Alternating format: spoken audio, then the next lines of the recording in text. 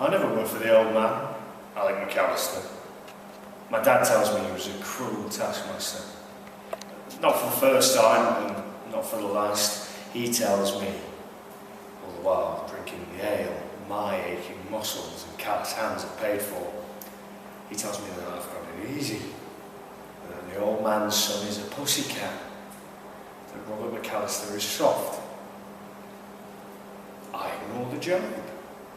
Another me die has it easy, now at least. And Robert McAllister has it easy too, I suppose. That doesn't mean he's soft. The Department of Agriculture classifies the McAllister farm as a dairy farm. That's only half the story. McAllister also grows the finest collies and cabbages in the county. And as the name of the little pub we are sitting in testifies, they've been farming both for generations. Synergies, that's what it's all about.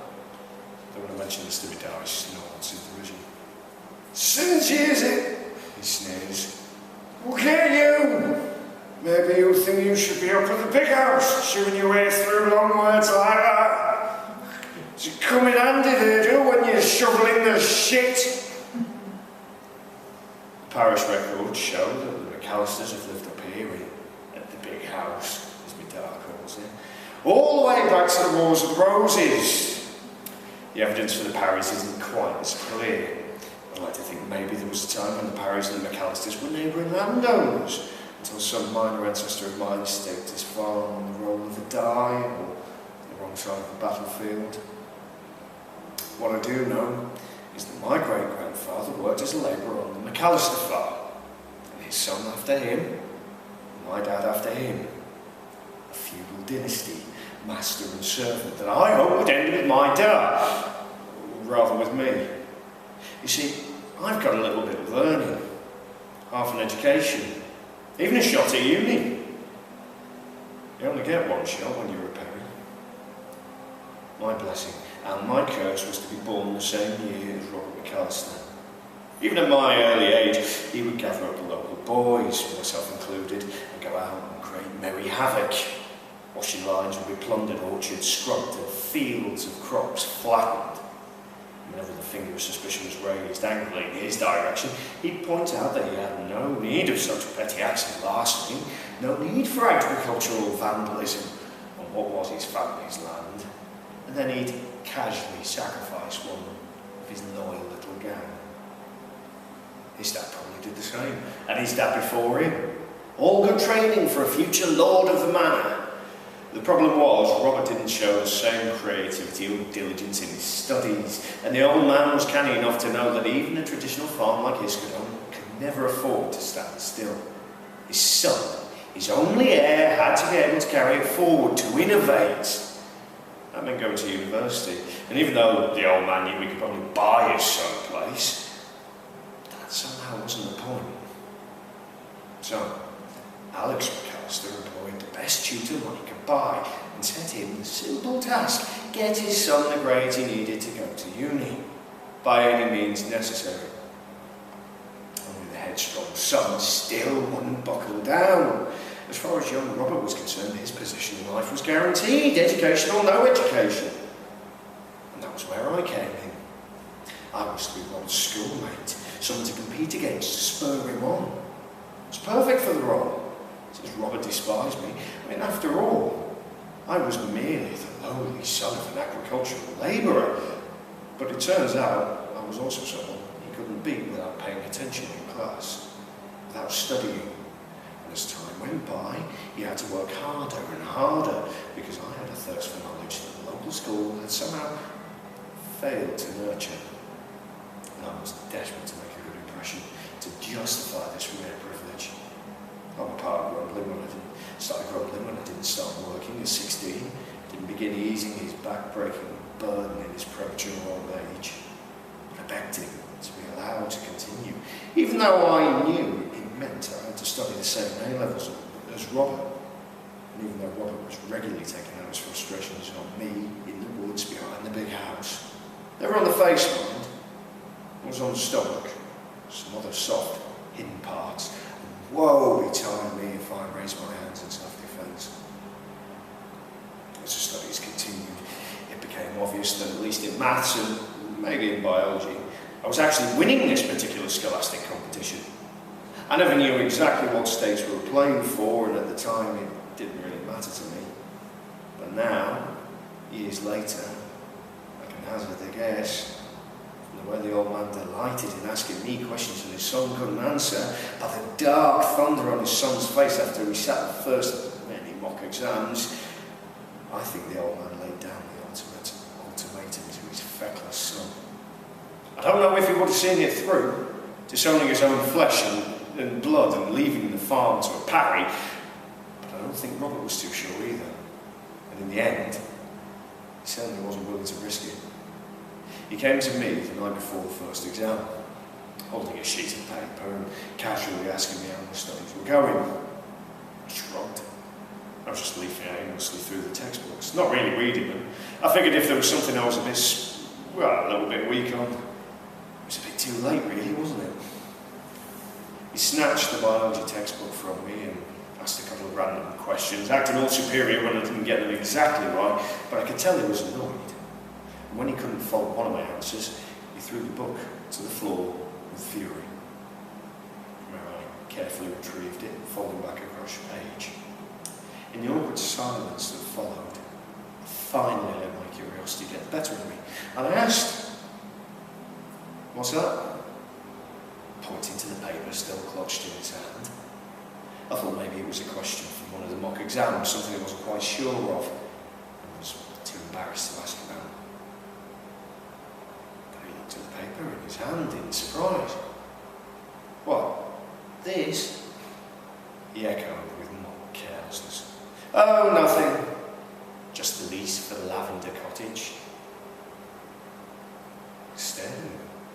I'd always known our cottage was rented. It was bang smack in the middle of the McAllister estate, with the dairy pasture and the famous McAllister cabbages slowly progressing in a yearly cycle around us.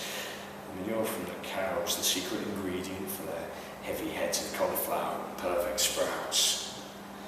The leftover leaves and the fallen produce for the winter feeding the cows. Synergy. And us. Parrys, perfectly placed for our daily Herculean task of spreading the manure from the cowsheds evenly over the grown fields. Lavender, our only defence against the noxious stench that hung heavily in the air. "What are you doing with it?" I asked, nervously. "Oh," he smirked. "Not sure, really. Might be thinking of ripping it up. Looks like your rental agreement expired a while back. Careless of my father and yours not to get round to renewing it yet. Hey, seems you Parrys have been on 1 week's notice ever since, and I've always thought that we could do with a bigger shed for the tractor."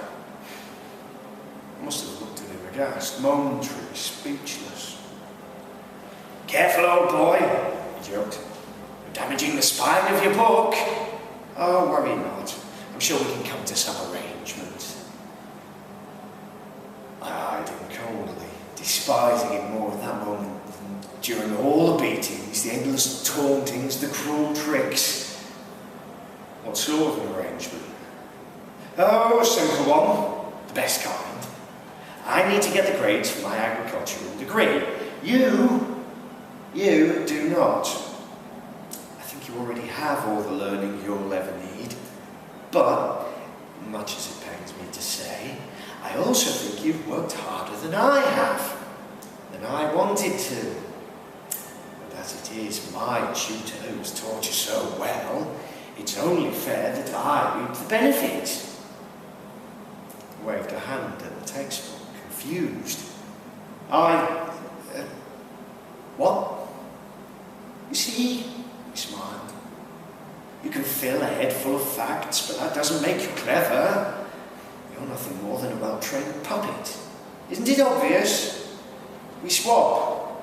You do my exams, I do yours. And I'll make sure you get to keep your cottage for as long as a Parry works for a McAllister. Agreed?" Robert held out his meaty hand to shake. I really didn't see that I had a choice. Losing the cottage would mean losing his job. Without either, where would my dad be? Maybe a little voice inside me agreed. The one that had listened to what my teachers and all my fellow students had said down the years. I wasn't worthy. Slowly nodded, and reached out my hand to his. He gripped it in the steel vice and pulled me close. Only, you better do your best, right? You better not fail me, because if you do, well, I'll be spending the next 3 years making you and your dad's lives a living hell. Okay? And you? I ventured. And he looked at me bemused. And you'll do your best too? What do you care? He laughed. And then the laugh trailed slowly off. You do care, don't you? Well, of course, I'll do my best. I don't blame him, though, for breaking that promise. I don't think it was spite. I think it was simpler than that. A desire not to be measured against me, not to risk being shown up. And if he couldn't win, well, he had to not compete. I don't blame him, because even before we went off to uni, he honoured the other side of the deal, signing a new renewal agreement on the cottage, a deal that makes it difficult to ever contemplate moving. My dad bangs his empty glass on the table, bringing me out my revering. Hey, idiot boy! What's a man got to do to get a drink out of his big ignorant son? I nod, dazed, even though his reddened eyes will tell me he's had enough already. I wander up to the bar, where the landlady leans away from me as she pours our pints, taking the sweaty coins I hand her with ill-disguised revulsion. I look back to where my dad sat, the island surrounded by empty tables, despite the small pub being Friday night crowded. There wasn't any amount of lavender that could stop the smell that seeped into us as we worked, as we ate, as we slept. It's a heady combination of cow shit and boiled cabbage that even scrubbing with carbolic did to lessen. The smell that marked a man, hunted him down, making escape impossible, and certainly not with a useless handful of ungraded exam results. Mocking brassicas, my dad says, as I sit wearily down again as if reading my thoughts. That's all we Parrys are good for. It's mocking brassicas.